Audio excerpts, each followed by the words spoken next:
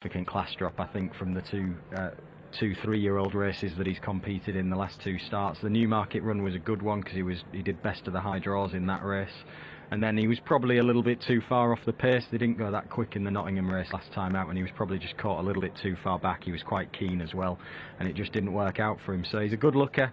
He's down to a handy mark now, and I can see why there's been a lot of money for him. I've got a slight temperament query against him, just from a couple of runs earlier on in the season, but aside from that, the only 3-year-old in the field, and it is probably a weaker, well, it's definitely a weaker race than the last 2 that he's been in. We've got this lovely sunshine, so we can do without Storm Ahead.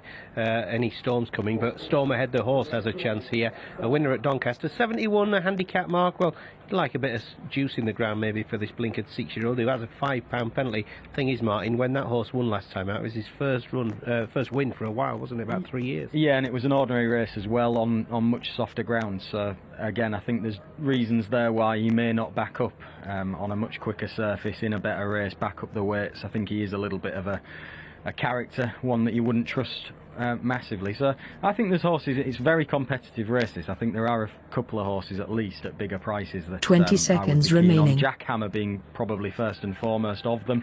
Fresh as a daisy as well in the paddock. I thought that was a positive. He was very much on his toes, looked as if he's handling this busy 10 spell seconds really remaining. well. And he's just a horse, Jackhammer, that's back on an upward curve this season.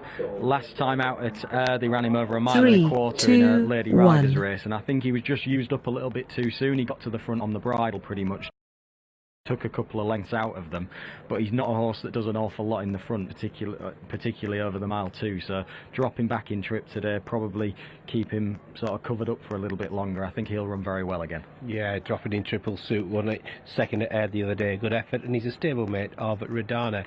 You got Ventura Gold in here as well. Ventura Gold, that horse deserves a mention. He was behind Bit of a Quirk, and we saw Bit of a Quirk as won at Beverley yesterday, so that's strong form for Ventura Gold.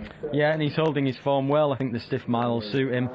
Couple of negatives. I thought he had a very easy lead when he won his latter win this year. It was an ordinary race in which he got an easy lead, and Sean Davis has ridden him for both of his wins. He now claims 3, whereas he was claiming 5 before. So although he's only £2 above his last winning mark, it's actually £4 in effect, because the same jockey's on him claiming a little bit less than he was. It's probably going to get a little bit more competition at the head of affairs as well. Smuggler's Creek, an out-and-out front runner in this field, and Zoravan, Mango Chutney, 2 others that like to go forward as well. So I think a strong pace is on the cards.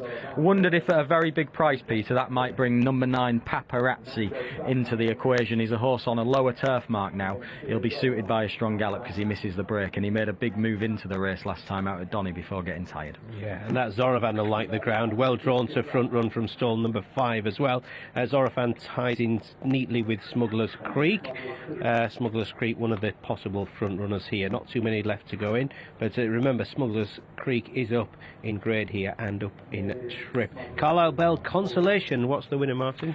Well, I've backed Paparazzi and Jackhammer, but I can see cases for the market leaders, but they're the 2 that at the prices at the moment top my list. Okay, let's go for the consolation then. So John, it's you off at 3 o'clock. We're just beyond post time. Here we go.